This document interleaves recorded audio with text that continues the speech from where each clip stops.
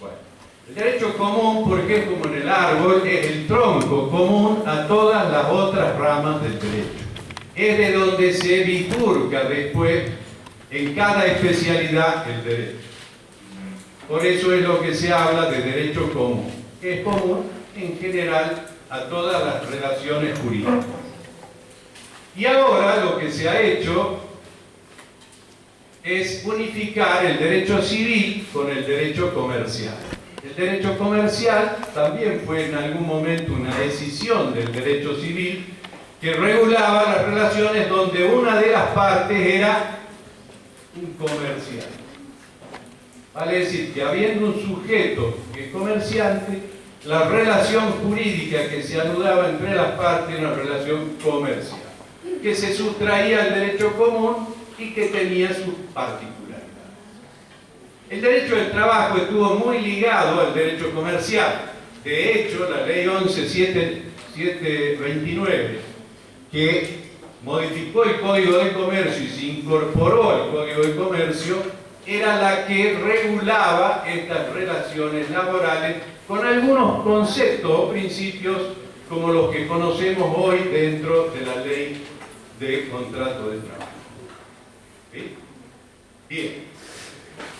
Esto es la idea global, la idea genérica de dónde estamos situados dentro del derecho del trabajo. El derecho del trabajo va a regular una figura muy particular que es la del trabajador y su relación con el empleador. Uno de los principios fundamentales del derecho del trabajo es el principio protectorio. El derecho del trabajo nace como protección del trabajador frente a unos excesos o abusos que cometían los empleadores. Jornadas ilimitadas, trabajo de mujeres y niños, es decir, en definitiva, esto aparece, la necesidad de la regulación de estas relaciones que ya no satisfacía el derecho civil, aparecen algunas normas protectoras de los trabajadores. Y esto se da en una etapa particular de la historia, que son los fines del siglo XIX, cuando aparece la revolución industrial. Antes la economía era agrícola y pastoril, ¿sí? En la Edad Media y de ahí en adelante, digamos, la característica era agrícola y pastoril. Por lo cual se desdibujaba todo esto, pero cuando aparece la máquina, aparece la luz eléctrica, aparecen las grandes fábricas dentro de las ciudades, ¿qué es lo que provoca? Una gran concentración urbana. Cambia la economía y se transforma y se traslada a los centros urbanos. Grandes galpones con grandes fábricas. Y antes el trabajo en el campo era de sol a sol. Es decir, no había luz, así que había que trabajar, la jornada era de sol a sol. Pero cuando aparece la luz eléctrica y aparece la fábrica, ya no habían tiempo para el trabajo. Ya no estaba limitada la jornada por la luz del día, porque había una luz artificial. De modo tal entonces que las jornadas se extendían más allá de lo debido y aparece también la jornada nocturna. Y dentro de las fábricas, que particularmente eran fábricas de tejedurías, digamos, es decir, de tejidos, hilanderías y demás, en Inglaterra, en Francia, la característica particular era que la industria aparece en estos lugares, se requería el trabajo de mujeres y también podían hacerlo los menores. De hecho, hay fotografías bastante patéticas donde están en un lugarcito muy pequeño moviendo el uso de hilar o la máquina de tejer, que son acciones repetitivas y bastante simples y que no requieren gran esfuerzo. Pero de esa manera eran explotados. Entonces, aparece la necesidad de parte del Estado de tener que intervenir en estas cuestiones y de dictar normas que impidan el exceso o el abuso. Y así empiezan las primeras normas del derecho del trabajo, que tienen que ver justamente con la jornada, el trabajo de los menores y el trabajo de las mujeres.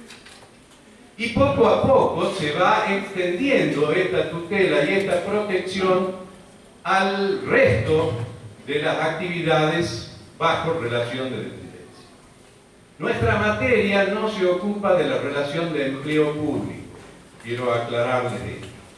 Es la relación de empleo privado, donde interviene el Estado como sujeto empleador en una relación vinculada al derecho administrativo, no hay que confundirse. Nosotros estamos dentro de la faz o de la esfera del derecho del trabajo, el derecho laboral.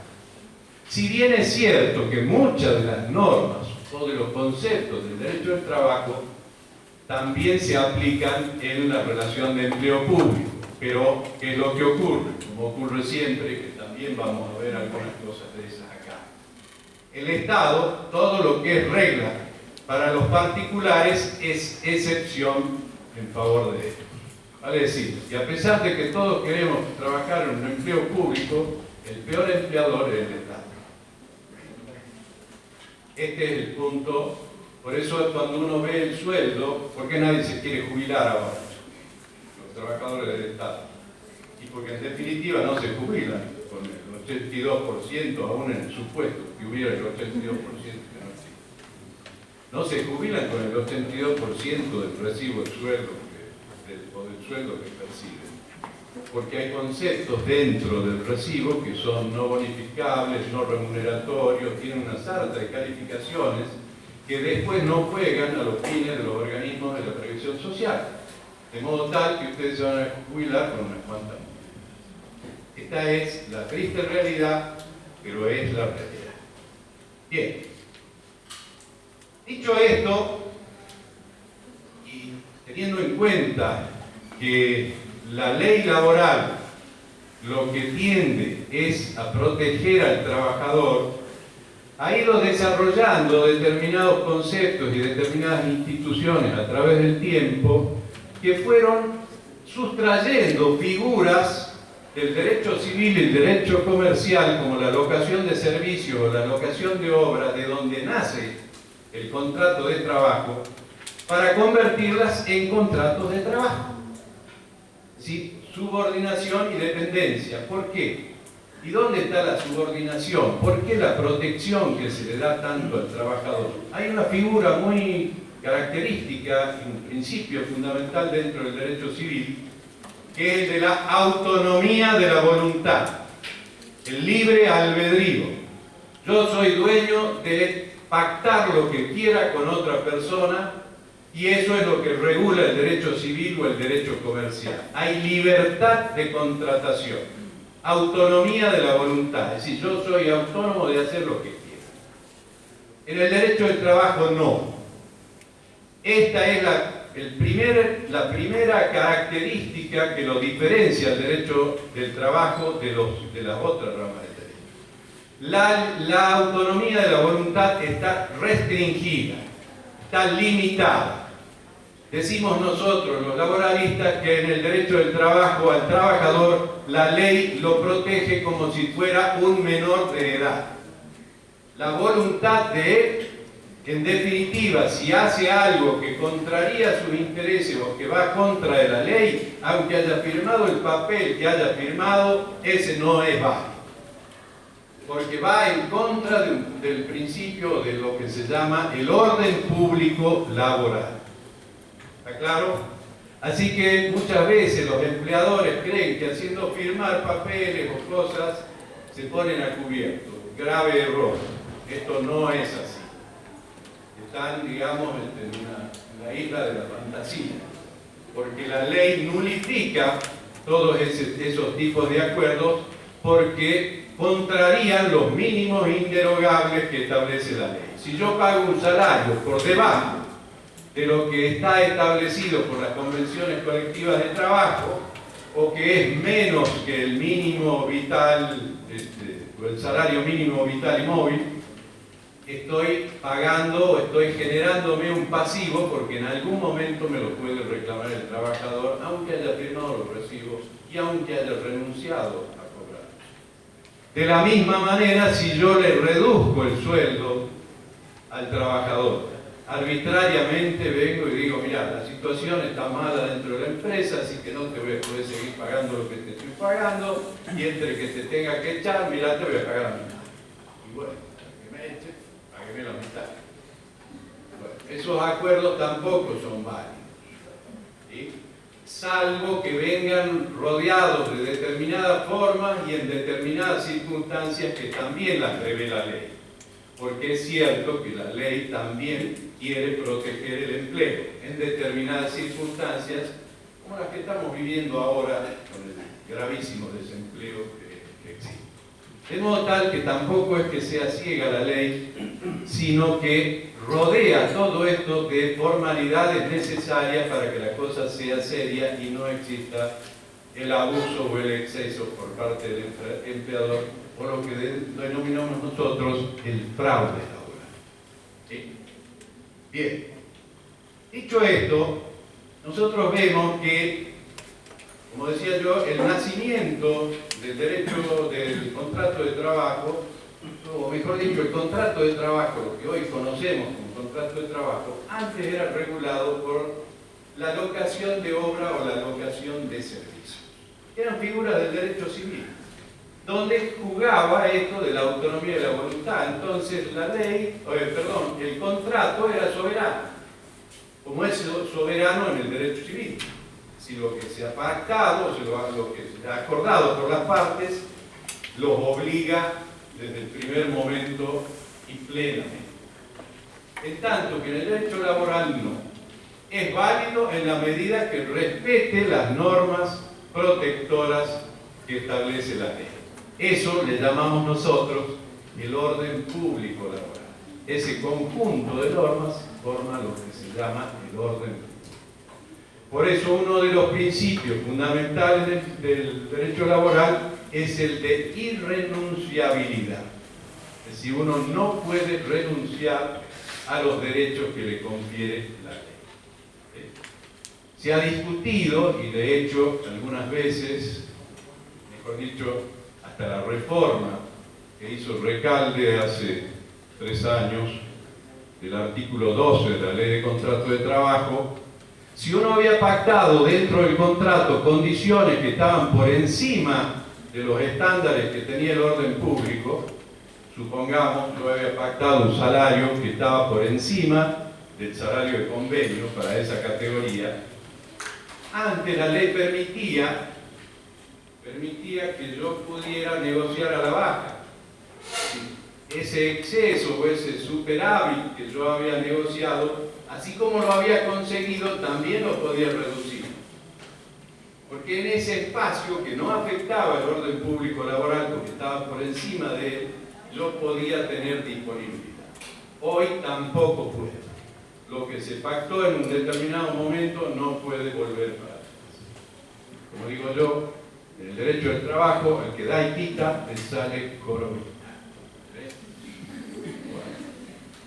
Bien, entonces, en base a esto, decíamos nosotros, se dicta el nuevo Código Civil argentino, que unifica el derecho civil junto con el comercial. ¿Y qué pasa?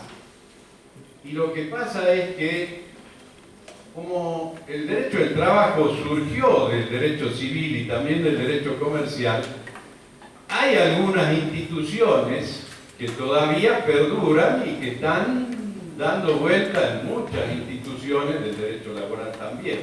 No es que las dejó de lado a todas. Siempre el núcleo, el tronco común, sigue regulando de alguna manera, en general, esta normativa. Pero ¿qué ocurría? En estos supuestos siempre tenía prelaciones, y cuando los jueces, que son los intérpretes del derecho, porque todas estas normas, en definitiva, terminan en manos de los jueces, que son los que tienen que aplicar la norma, interpretar la norma y aplicarla a los conflictos individuales. Cuando el juez tiene que aplicar esto, o la norma, tiene que elegir qué norma va a aplicar al caso, es decir, cuál es la norma aplicable. Estas son las fuentes del derecho. Decía, esto es lo que le llamamos la fuente. ¿De dónde voy a sacar yo la norma para aplicarla o la herramienta para aplicar o resolver este conflicto? Y este es uno de los primeros problemas que presenta ahora el código. El Código Civil y Comercial, los efectos que tiene sobre el derecho del trabajo no son pacíficos. Pasemos la otra.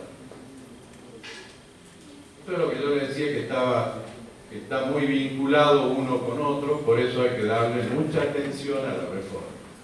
Seguimos. Las opiniones sobre cómo impacta la reforma dentro del derecho laboral no son pacíficas entre los autores. Primera cuestión. Hay quienes dicen, como por ejemplo Recalde, ¿ustedes saben quién es Recalde? ¿No saben?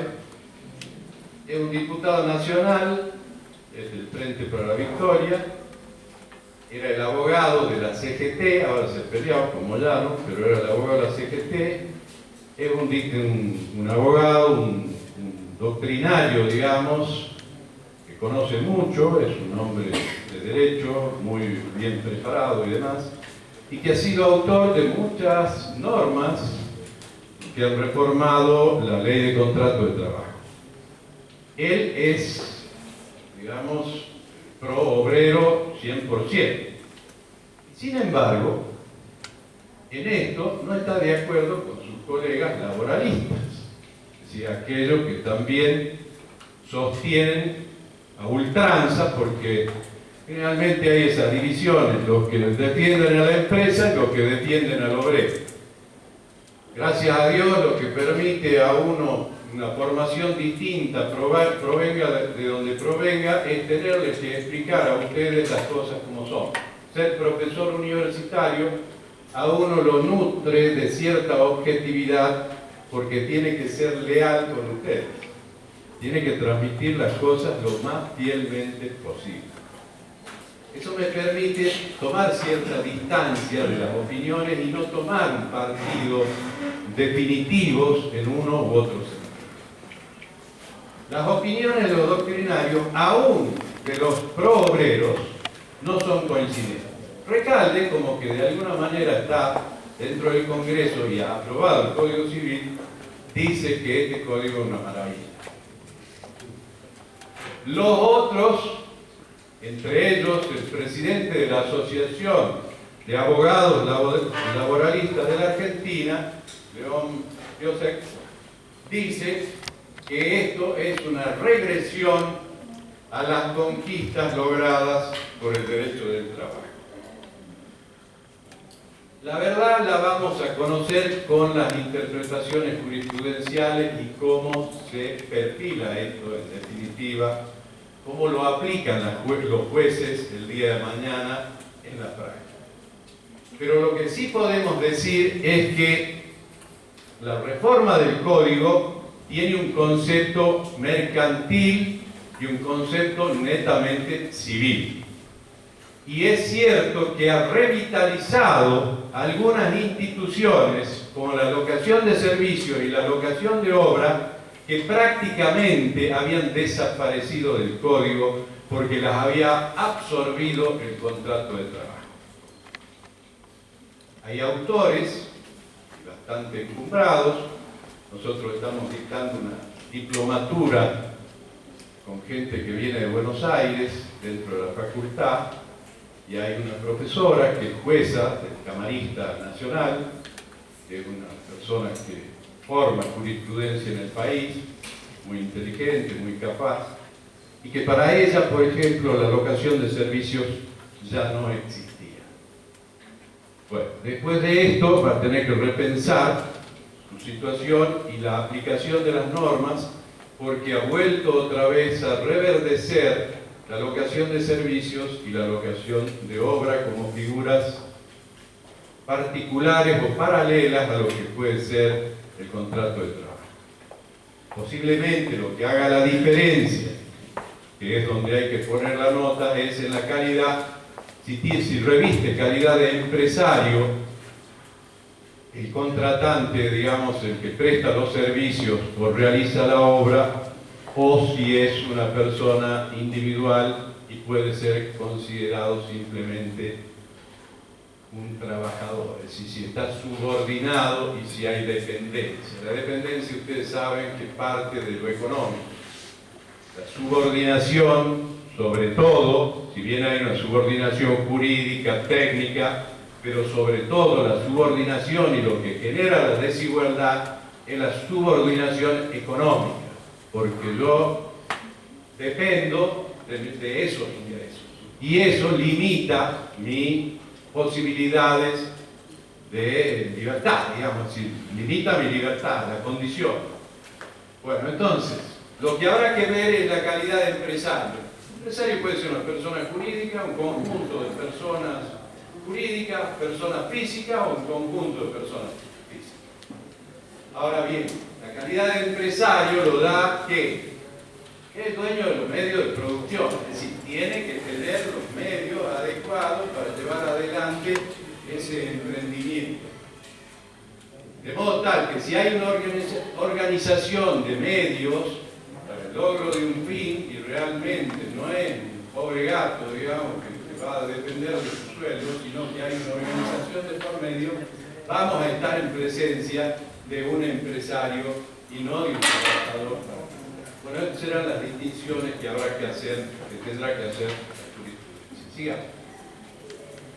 Bueno, uno de los problemas que se le plantea y en lo que disienten quienes interpretan de diferente manera el tema del impacto del nuevo código es que la prelación de las fuentes, es decir, qué norma prevalece en caso de conflicto. ¿Qué es lo que aplica? Bueno, normalmente lo que se aplica es la ley especial. Sobre la ley general tengo que aplicar la ley especial que es la que regula esa situación. Esto es lo loco. Y esto es lo que venía pasando. Es decir, los que tenían prioridad o prelación en estas circunstancias para la interpretación de estas cuestiones o de estas figuras era la ley laboral. Bueno, pues bien, ahora lo que pasa es que a través del inciso A del artículo 963 las pone en un rango similar. Hay que elegir una u otra. Están en paridad de condición. Normas indisponibles de la ley especial y de este código. Así que lo pone igual. Eso va a ser fuente de interpretación y seguramente de conflicto. Supongo yo que en definitiva priorizarán o prevalecerá la ley especial.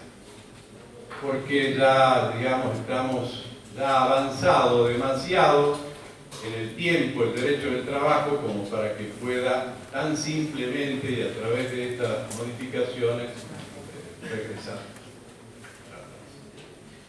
Sigamos.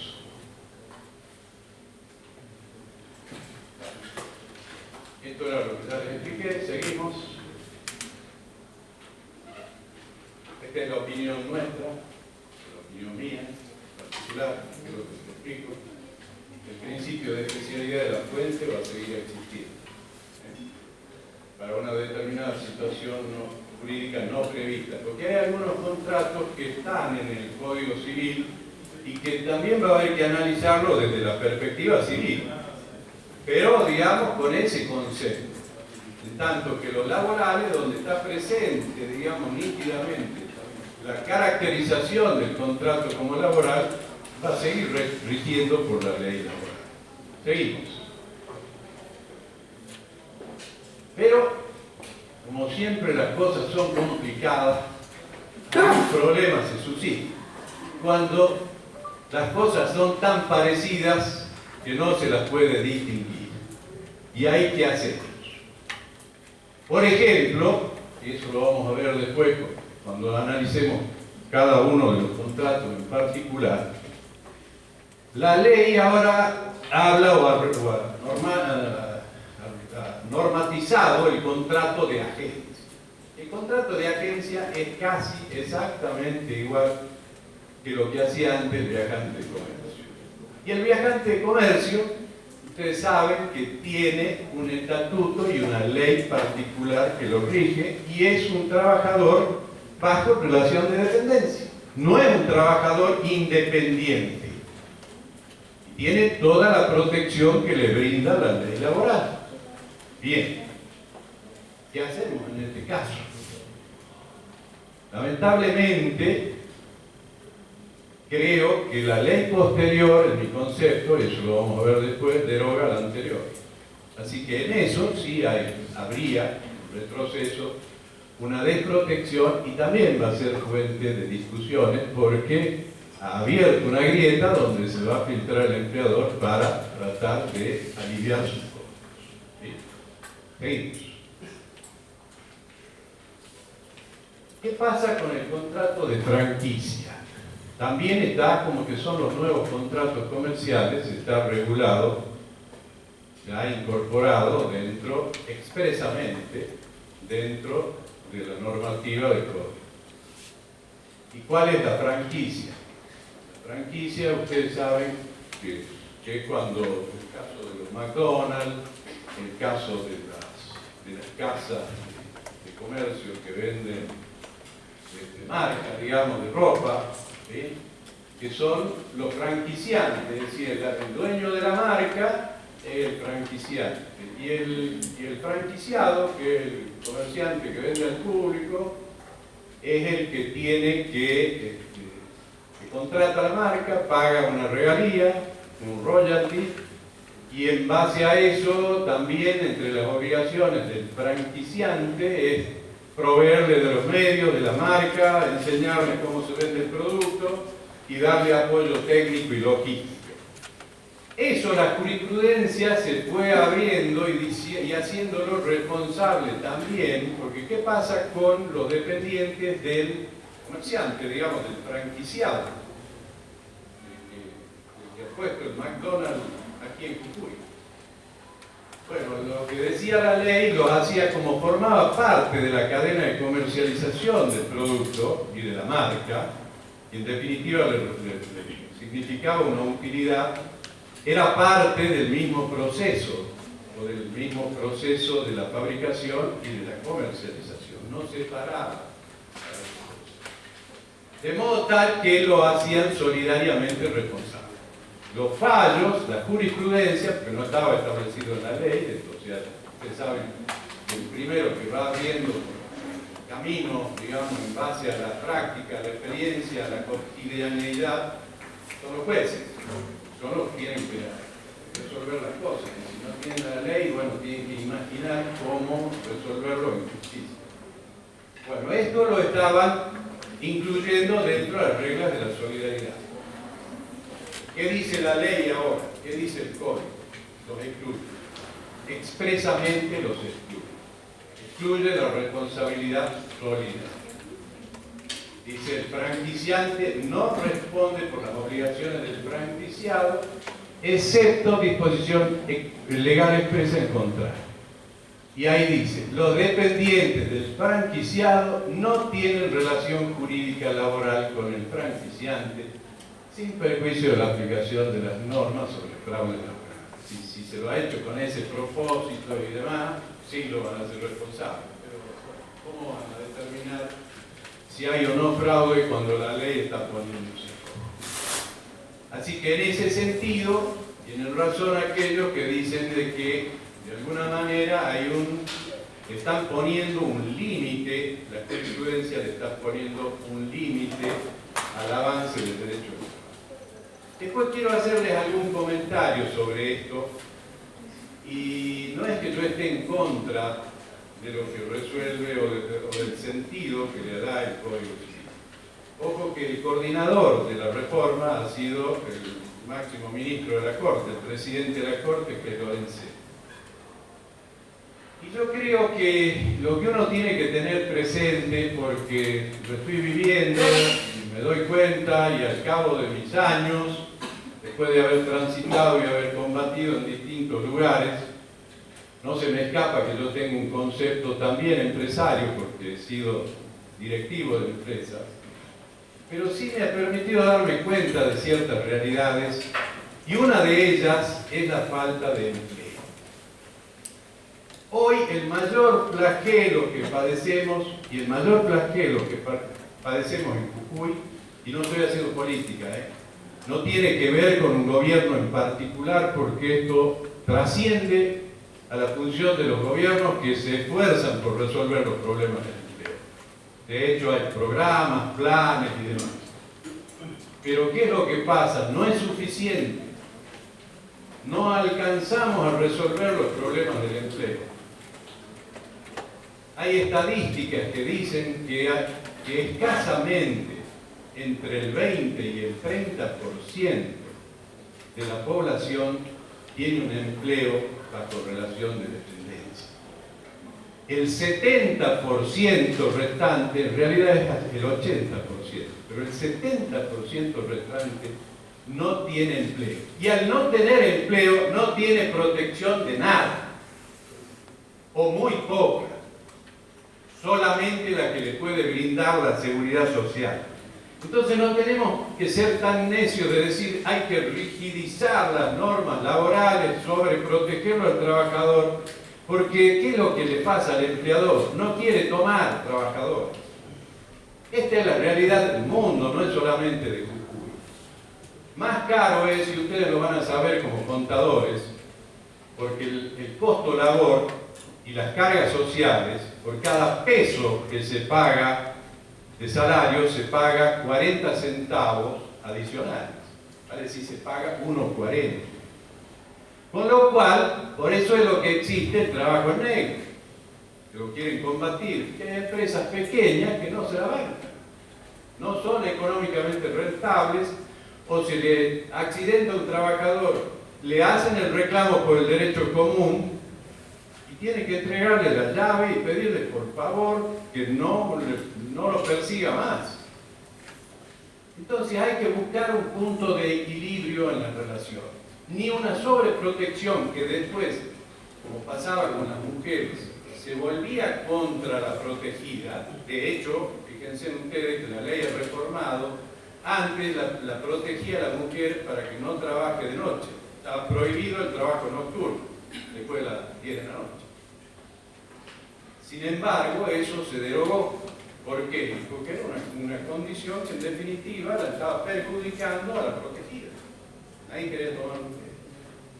Bien, entonces hay que buscar los puntos de equilibrio. Y yo creo que lo que ha hecho el reformador a través del código es rescatar algunas instituciones del derecho civil o del derecho comercial que pueden ser útiles sin que exista el fraude laboral, y viendo de que no haya fraude laboral, para poder posibilitar que se mueva determinados parámetros dentro de la economía.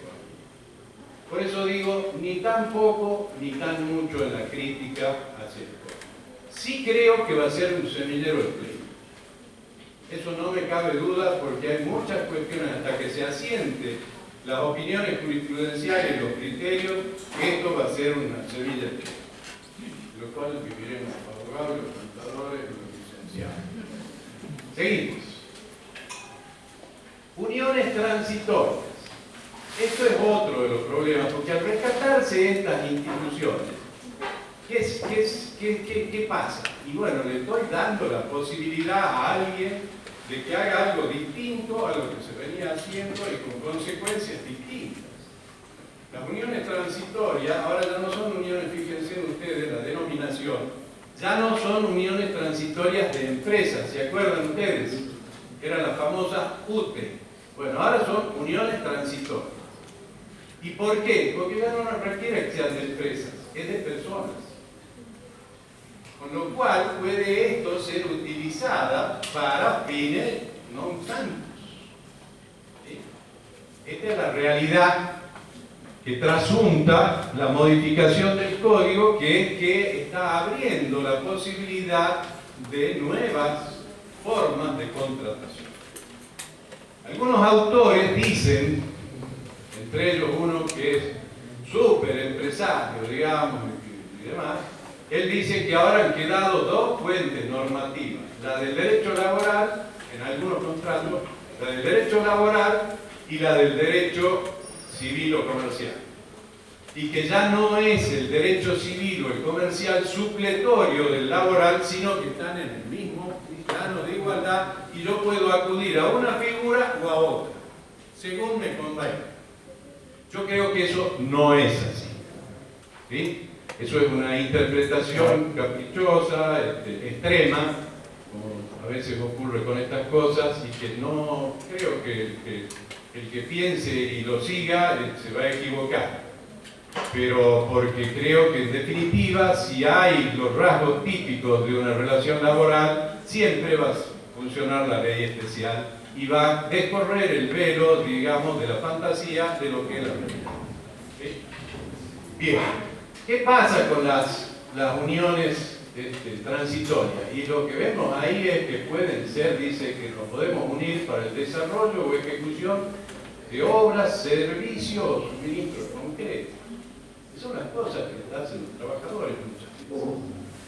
Entonces, basta con que armemos algunas cosas, o esto también puede funcionar para diluir la solidaridad entre empresarios. Eso lo vamos a ver después cuando hablemos también de los contratos de cooperación, ¿sí? Que también tienen esta finalidad. Seguimos. Esta normativa viene a dar por tierra con las interpretaciones jurisprudenciales que reconocían la solidaridad en materia laboral. La jurisprudencia había dirigido, digamos, sus interpretaciones en favor de los trabajadores, y la mano larga también de la solidaridad a través del artículo 30 los entró a afectar a esta figura. Es decir, lo entraron a limitar. Bueno, el código ahora abre la posibilidad de la discusión. Seguimos. Consorcios de cooperación. Los consorcios de cooperación son los que las partes establecen una organización común para facilitar, desarrollar, incrementar o concretar operaciones relacionadas con la actividad de su miembro. ¿Sí? ¿Y qué es lo que permiten los consorcios? Que yo pueda discriminar la responsabilidad. Antes esto eran solidariamente responsables por 100%. Ahora yo en el contrato puedo decir que yo me hago responsable nada más que del 10%. Esa será mi participación dentro del consorcio. Estos consorcios, en definitiva, también es una forma societaria, desdibujada, pero es una forma societaria. De hecho, no tiene mucha diferencia, y los autores no le encuentran mucha diferencia a esto de lo que son las sociedades comerciales, aunque no está tipificada dentro de eso, e incluso los contratos se registran, así que queda, toma publicidad, digamos, y es oponible a terceros. Seguimos. Contrato de agencia. Este es uno de los problemas más serios, porque verdaderamente este sí que se superpone con el estatuto del viajante, ¿sí? Porque es prácticamente, la conceptualización del contrato de agencia es casi idéntica a la del viajante de comercio, que ustedes saben que es el representante de los productos de una casa en particular, de una empresa en particular, y que está bajo el estatuto del viajante y tiene una protección laboral, digamos, y tiene una connotación como trabajador. E incluso puede representar a varias empresas, porque la exclusividad no es nota típica de este contrato. De modo tal que ahora, al regularlo al contrato de agencia, tenemos un contrato civil que es exactamente igual al laboral. ¿Qué se hace en ese caso? Veamos. Sigamos la voz. Nuestra opinión. Esta ya no le va a ser tan simpática la opinión, pero es la verdad. En este caso, dado el conflicto de normas sobre una misma situación jurídica, entendemos que prevalece el principio de que la ley posterior deroga la anterior. Guste o no nos guste, ahí sí han hecho algo, digamos, que ha sustraído esta figura del derecho. Así que, ¿cuál va a ser la interpretación que le da la jurisprudencia? No lo sé. Pero la ley, el principio fundamental es que la ley posterior deroga. Y aquí sí va a haber un conflicto de norma civil. Seguimos. Otra de las críticas que se le hace al Código Unificado. Se dice que se utiliza el término remuneración de modo mucho más amplio. Es decir, para hablar de la locación de servicios o la de obra, el concepto de retribución, se habla de remuneración. En el caso del mandato y del depósito, es decir, se civiliza el término remuneración. Y el remuneración ha sido un concepto muy propio del derecho del trabajo. Diría que un concepto central sobre el cual se ha construido el derecho del trabajo. Tanto es así que entre las cosas que nosotros ponemos mayor énfasis en la enseñanza es determinar qué es lo que es remuneración y qué no es remuneración. Porque tiene mucho que ver con las cargas sociales, con la previsión social y demás. Y es una de las cosas tan importantes para los fines indemnizatorios, para la base de cálculo. Así que es un concepto muy propio del derecho del trabajo. Y ahora se lo ha civilizado. Si ahora el concepto de remuneración se lo ha llevado también al derecho comercial o al derecho civil. Y eso ha generado una luz de alerta bastante importante porque trasunta una filosofía también sobre las cosas, que es reafirmar este concepto de que pueden convivir las otras figuras civiles y comerciales, juntamente con algunas normas o con el trabajo bajo relación de dependencia. ¿Sí? Bien, seguimos. Este es un tema sobre el cual se habló muchísimo e incluso se escribió muchísimo y no siempre bien. Dentro del derecho del trabajo, en mi opinión, es relativo el impacto que tiene. Si bien puede tener algún impacto, es relativo. Esto no significa que el Estado no sea responsable, ojo, porque se ha dicho, dado el proyecto y dentro de los comentarios, incluso entre profesionales del derecho, de que se estaba eximiendo de responsabilidad por daños y perjuicios al Estado o a los funcionarios públicos. Esto no es así.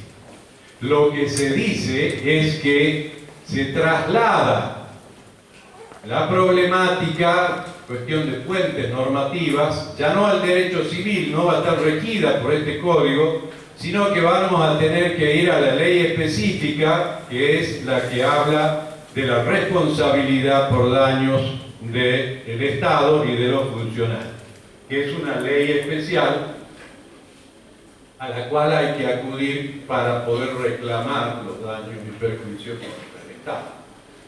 Ahora bien, yo les decía que en materia de derecho del trabajo y de empleo público, el Estado siempre hace alguna excepción para sí. La verdad es que en materia de daños también hace algunas excepciones. Así que el hecho de sustraerlo del derecho civil lo pone en mejor posición al Estado. ¿Sí? Medidas cautelares, una serie de otros procedimientos que son mucho más exigentes o restrictivos que los que puede tener cualquier ciudadano común para ser demandado. Esa es la diferencia.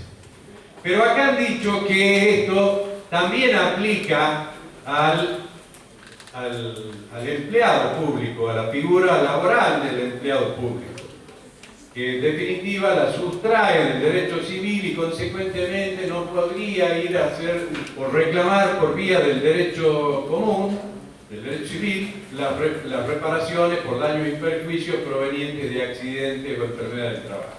Esto no es así. Sigamos con la otra. Esto es lo que decimos. Seguimos con la otra. Esta ley, la 26944, que es donde está la responsabilidad por daños, expresamente en el artículo 10 dice que no se aplica a los casos donde el Estado actúa como empleador. Con lo cual volvemos a las normas del derecho civil y nos iguala como trabajadores al resto, los mortales. ¿Sí? Consecuentemente, esto no es, como algunos autores lo plantean, como crítica a la modificación del código. Digamos, errónea la apreciación. Seguimos. Daño resarcido. Esto sí es importante. Esta es una modificación que también va a aplicar a los reclamos o a las indemnizaciones por accidentes y enfermedades del trabajo, que es la cuantía del daño y cuál es el daño resarcible. Acá estamos viendo cuál es el daño resarcible e incluye algunos conceptos, porque ustedes saben que, y en esto se ha fundado la reforma, sobre todo en las relaciones de familia, en los derechos humanos y en algunos otros derechos de tercera generación que incorpora el código, en la visión diferente de la persona humana, del ser humano como tal, en su integridad física, espiritual y material. Por eso le digo yo como la integridad del ser.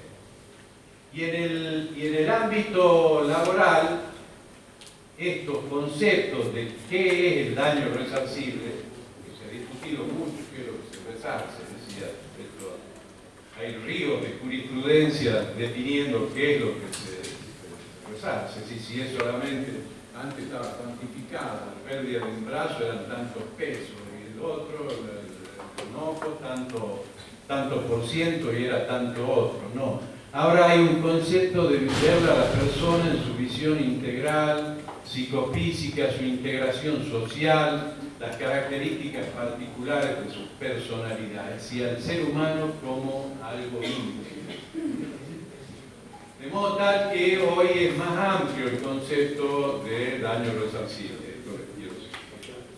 Y puede dar la posibilidad, que también es una cosa que se ha debatido mucho en la jurisprudencia y todavía no es pacífica, que es la posibilidad de reclamar el daño moral en los casos de despido incausado o arbitrario. Ustedes saben que el empleador tiene la posibilidad, ante el incumplimiento del trabajador, de los incumplimientos graves, de despedirlo, ¿sí?, con justa causa. Pero ¿qué pasa cuando lo despido con justa causa? Le atribuyo una causa que es lesiva para la persona, es decir, que es ladrón, robó, y resulta que pierdo el juicio. Entonces la ley decía muy bien, se le tiene que pagar nada más que lo que dice la ley de contrato de trabajo, que es el artículo 245 de la ley de trabajo, porque eso engloba todo el daño. Es una indemnización tarifada. Y la tarifa engloba todo el daño. Ya se ha cuantificado de antemano a través de la ley, el legislador establecido por la tarifa. Y habían autores y juristas, digamos, y jueces que dijeron no, pare un momento. Y yo eso lo comparto. Hay circunstancias donde ya no es un daño contractual. Si lo que indemniza el artículo 245 es el daño contractual, vinculado a la pérdida, a la ruptura del vínculo contractual. Pero si me ha causado además un agravio moral, me lo tiene que reparar. Bueno, esto daría la posibilidad de que esa jurisprudencia se retire. Es decir, porque el daño extracontractual, cuando se ha causado un daño injusto más allá de lo que es la ruptura misma del vínculo laboral. Seguimos. Y en el modo de cálculo, ahora también le da una guía a los jueces para establecer la cuantía o el monto de la indemnización, cosa que antes no existía. No estaban estos parámetros o esta guía para resolver, ¿sí? Y lo que hace en definitiva es utilizar una fórmula que resolvió a través de un fallo de un caso que se llamaba Vuotto, ¿sí? Un señor Vuotto que había demandado, y para calcularle la indemnización en función del daño que se le había causado, lo que determinó la la Cámara en ese momento fue que había que ver la pérdida de ganancia a través del tiempo, es decir, cuánto, el porcentaje de incapacidad que tenía y en función de los años que le quedaba hasta que se pueda jubilar o acceder a un beneficio jubilatorio y la pérdida de la capacidad laborativa que tenía para poder obtener una remuneración de la misma característica. Ahora adopta algo parecido a la ley y le da la forma de resolverlo para unificar los criterios judiciales. Esto no nos parece mal, porque todo estaba muy atomizado y era de acuerdo a la carga que, digamos, o de acuerdo a dónde a ustedes les caía el caso. Ustedes saben que la justicia va por sorteo, así que había que rogar el uno que le caiga en un lado y el otro que le caiga en otro, según los criterios. Entonces, bueno, ahora lo que trata la ley es en definitiva de uniformar esta. No sé si es para un código, porque el código se petrifica en el tiempo y el derecho es dinámico, pero está, y por ahora sirve. Seguimos. Esta es otra de las cosas interesantes que aparecen dentro del código, pero que ustedes saben que las normas procesales, las normas de procedimiento son competencia de las provincias. No las puede fijar la nación. Los códigos de procedimiento para resolver los conflictos son provinciales, salvo aquellas cuestiones federales que son taxativamente excluidas, digamos. Por eso conviven en nuestro ámbito una justicia federal y una justicia provincial. Pero estas normas de derecho común, para resolver los conflictos de derecho común, son normas procesales provinciales. Sin embargo, no es la primera vez que ocurre, digamos, en leyes nacionales, las leyes se meten en cuestiones procesales. Y acá establece, a los fines del reclamo de las indemnizaciones y de los procedimientos para la reparación de los daños, algunas disposiciones especiales en materia de carga de la prueba. Ustedes saben que en materia procesal el que invoca algo lo tiene que probar. Algún autor decía, no probar es no existir. ¿Sí? Es decir, si uno no podía acreditar lo que estaba reclamando, no existía lo que estaba pidiendo. Bien, generalmente esto pasaba, digamos, habitualmente, era bastante rígido y los abogados, es decir, los más pícaros, digamos, se preciaban de que jugaban con estas cosas. No tanto con la razón, sino con el procedimiento. Bueno, en función de eso, los jueces empezaron a ver de que esta regla no podía ser tan rígida, sino que había que flexibilizar. Y la verdad es que en determinadas circunstancias era la otra parte la que estaba en mejores condiciones de arrimar los elementos de juicio que el que estaba invocando ese derecho. Y entonces invertía el orden de la prueba o también le ponía la obligación por el principio de lealtad procesal y de buena fe de que también colabore con el órgano para esclarecer la verdad. Principio de la verdad y de la justicia. Bueno, eso se llama carga dinámica de la prueba. Se dio en llamar en la doctrina carga dinámica de la prueba. Bueno, ahora la contempla expresamente el Código Civil. ¿Sí? Y entonces dice que primero establece la regla de principio. Dice, excepto disposición legal, la carga de la prueba de los factores de atribuciones de responsabilidad, de atribución y de circunstancias eximentes corresponde a quien la alega. Este es el principio, esta es la norma general. Pero a la vez dice que también le permite al juez distribuir cómo va a ser la carga de la prueba de acuerdo a las circunstancias del caso. Eso, en materia laboral, es muy importante. Si es importante en el ámbito civil, es mucho más relevante en el ámbito laboral. ¿Por qué? Y porque el trabajador es el que menos posibilidades tiene de poder probar. En tanto que el empleador es el que tiene mayores medios e incluso mayores medios económicos. y en poder de quien muchas veces obra la documentación. De modo tal entonces que esto es una herramienta bastante útil para los procedimientos judiciales. Seguimos. Y esta es la última, ya no lo mortifico más. Abreviación del plazo de suspensión de la prescripción. Esto en términos generales. Vale para todos. Pero también vale, obviamente, para el derecho del trabajo y, ojo, con no confundirse. Antes, la suspensión del plazo de la prescripción era de 1 año. Ahora se lo reduce a 6 meses. Para quienes no saben, la interrupción de la prescripción se hacía mediante interpelación fehaciente al deudor. Que era lo primero que uno hacía, y le metía una carta de documento. O le hacía el reclamo administrativo. Y con eso me sentaba a esperar un poco más, digamos. Porque, ¿qué pasaba con la suspensión de la prescripción? No me corría el plazo. Se reanudaba después. Y me daba un cierto margen, si es que yo ya estaba recién me ocupado de mis cosas, después de estar muy cerca del plazo de la prescripción. Y también han cambiado los plazos. ¿Sí? Para los reclamos de daños y perjuicios ahora son 3 años. Para el caso de no lo menciono acá porque en el caso de las obligaciones laborales siguen siendo 2 años, con lo cual no ha cambiado nada en materia.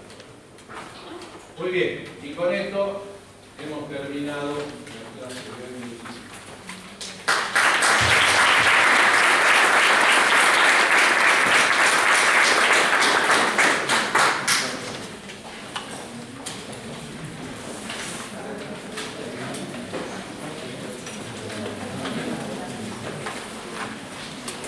Hola chicos, bueno chicos, gracias por venir el primer día. Mañana continuamos con el segundo día de la jornada. Bueno, vengan a las 9 comienza, ¿sí? Y como ve la segunda parte, que es el primero va a ser el daño de responsabilidad civil, el daño material, daño moral, mala praxis contable, y la parte de aspectos societarios, que es también lo que cambió en el Código Civil y Comercial. Y aparte vamos a sortear regalitos para la madre, ¿sí? Y Código Civil, ¿sí? Así que no, mañana vengan, ¿sí? Gracias. Hasta luego.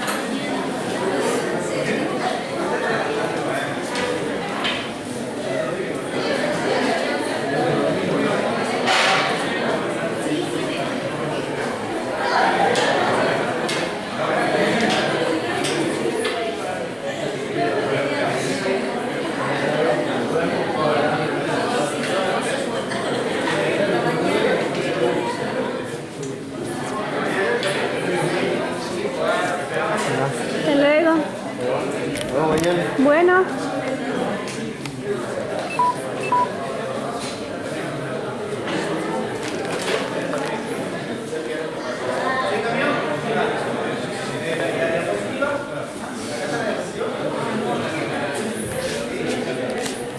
¿Cómo lo pago?